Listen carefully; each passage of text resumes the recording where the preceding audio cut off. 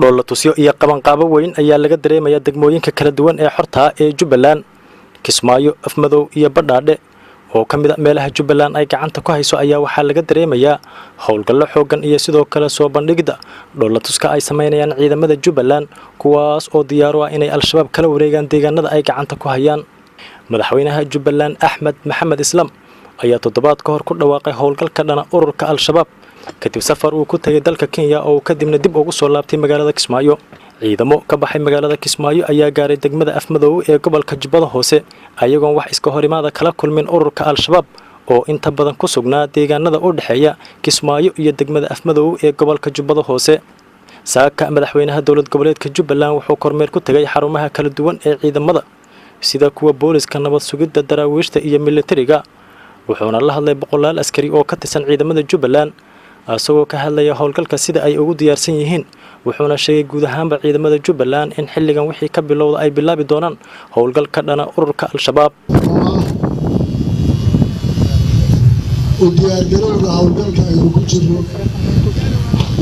iyo qaabka aan u howlgalayno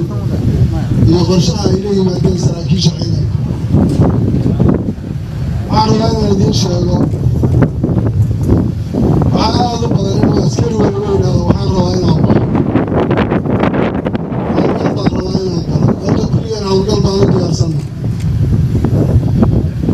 dhib male ninkii gurmad looga baadana waa loo duri doonaa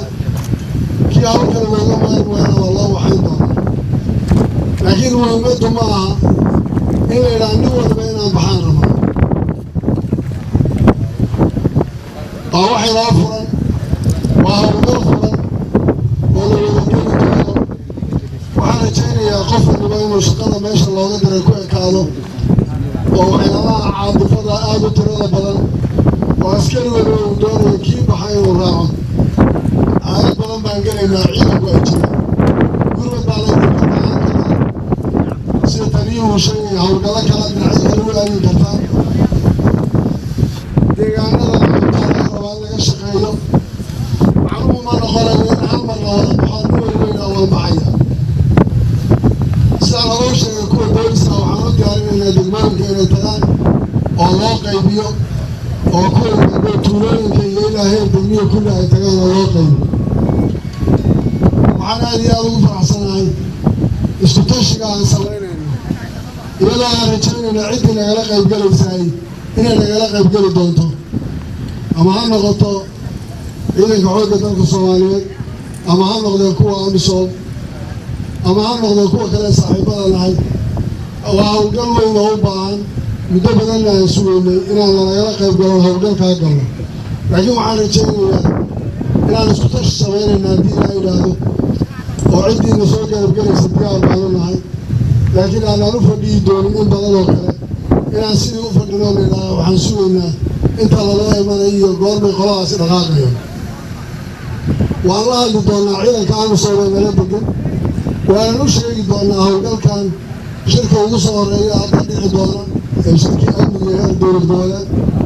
inaan bilaabayno ciddii nagu soo raacaysaay inayna soo gaadho.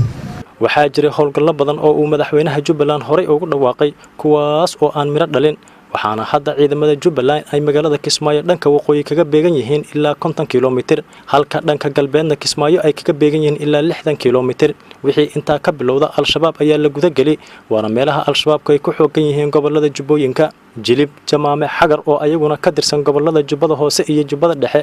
al-shabaabku waxay ku leeyihiin saldhigyo aad u waaweyn waana meelaha ugu daran ay ka soo abaabulaan duulaanada. Mas'uud Cabdullaahi Aadan TV Universal magaalada Kismaayo.